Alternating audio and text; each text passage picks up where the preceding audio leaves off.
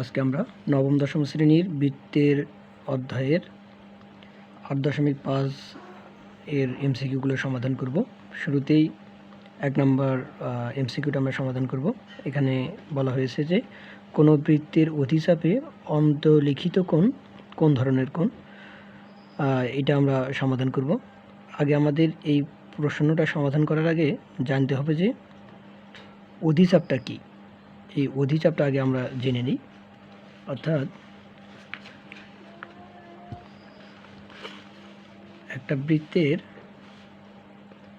যদি এইটা একটা বৃত্ত হয়,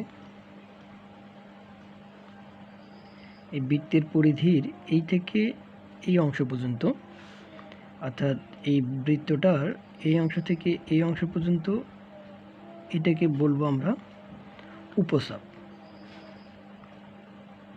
আর এই বৃত্তের এই যে এখান থেকে এই পর্যন্ত অংশটাকে বলবো আমরা অধিচাপ। অর্থাৎ এটাকে আমরা সহজে মনে রাখতে পারি যে জেলার সদৃশ যেমন উপজেলা, অর্থাৎ জেলার চেয়ে ছোট হবে, তার মানে বৃত্তের পরিধির এই ছোট অংশটাই হবে উপচাপ। আর অধি মানে যেহেতু অনেক বা বেশি, তার মানে এই অংশটা হচ্ছে অধিচাপ। ঠিক আছে, তাহলে এই অধিচাপে অন্তর্লিখিত কোণ, তার মানে এটা হচ্ছে যেহেতু অধিচাপ, এর অন্তর্লিখিত কোণ আমরা আঁকবো।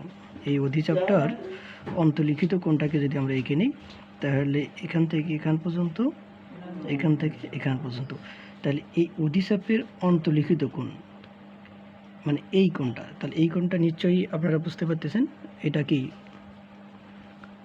সমকোণ বা 90 ডিগ্রির চেয়ে কম। তাহলে সমকোণ বা 90 ডিগ্রির চেয়ে যদি কোনো কোণ কম হয়, তাহলে সেটাকে বলে থাকি আমরা সূক্ষ্মকোণ। তার মানে এই কোণটাকে বলবো আমরা সূক্ষ্মকোণ। তাহলে আনসার হবে ক নাম্বারটা।